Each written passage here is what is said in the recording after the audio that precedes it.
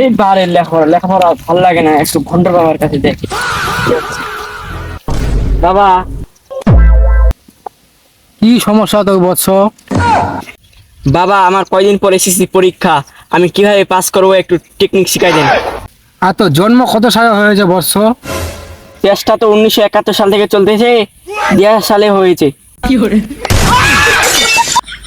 আজকে আমি জায়গা পাসনি না। এই যা, তুই পরীক্ষায় পাস করতে পারবি না, তুই ফেল যা।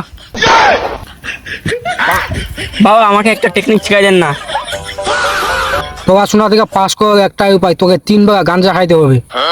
গাঞ্জা তো আমি প্রতিদিনই খাই, পরে আমার মনে থাকে না। গাঞ্জা খেয়ে তুই কি চাঁদের দেশে যাস না? তাদের দেশ থেকে তো আমি কয়দিন আগে আসছি। তাহলে তোকে পরীক্ষায় পাস করতে হবে, দিনে 3 বেলা গাঞ্জা খাইতে হবে, আর পরীক্ষার আগে একটু সময় 3টা সুক্তান দিতে হবে। সবগুলো খাইলে কি আমি পাস হয়ে যাব?